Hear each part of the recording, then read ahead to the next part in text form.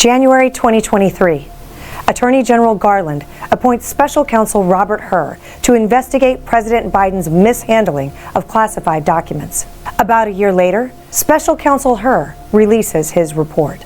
The report said that President Biden willfully retained and disclosed classified materials after his vice presidency when he was a private citizen. President Biden had strong motivations to bypass the rules. Why? Because President Biden had an $8 million advance on his memoir. So Special Counsel Hur's report established motive and detailed elements of the crime. But ultimately, Special Counsel Hur believed a jury would not find President Biden guilty because he was, quote, a sympathetic, well-meaning elderly man with a poor memory, end quote. In February, we subpoenaed the DOJ for Special Counsel Hur's audio tapes from his investigation. Specifically, the audio recordings of Special Counsel Hur's interviews with President Biden and his ghostwriter. To date, the DOJ has still not complied with our lawful subpoena. The audio tapes are important for several reasons. President Biden's memory is at issue because his personal lawyers and the White House have disputed Special Counsel Hur's characterization of the president's poor memory. The transcripts alone are not sufficient evidence of the state of the president's memory because the types of assessments Special Counsel Hur made can be better assessed also having audio. Everyone knows an audio recording provides more perspective than a transcript alone. Therefore, to determine whether Special Counsel Hur appropriately carried out justice by not prosecuting the president, the recordings are necessary. At the same time, Special Counsel Hur declined to prosecute President Biden due to his poor memory. Special Counsel Jack Smith is prosecuting President Trump for similar allegations.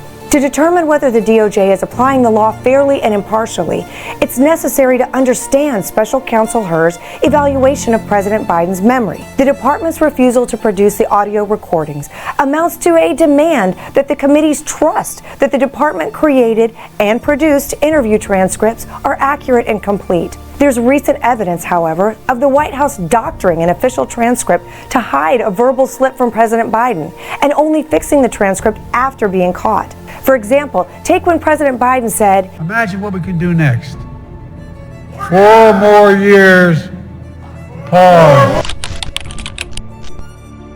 The original transcript didn't include the word pause. A written record isn't always a perfect record, and it certainly doesn't convey how someone said something. That's why our committee, in coordination with House Oversight, have voted to hold Merrick Garland in contempt of Congress. Hours before our committee began its markup to consider holding Attorney General Garland in contempt of Congress for failing to comply with our lawful subpoena, President Biden, at the Attorney General's urging, invoked executive privilege at the last minute over the audio recordings. Some may argue that the president claims executive privilege. However, President Biden has not set forth any valid reasons for invoking executive privilege. During these interviews, he was not receiving advice regarding the execution of his presidential responsibilities. He was sitting for an interview with a special counsel investigating whether he mishandled classified documents while he was a private citizen. Additionally, once the transcript was released, any cognizable claim of executive privilege was waived. While the Attorney General continues to avoid our request, one fundamental question remains. What are they hiding? They released the transcript. If there isn't a problem with the transcript and nothing to hide from the audio recording, then why not comply? I urge the rest of my colleagues in the House to support our Garland contempt resolution.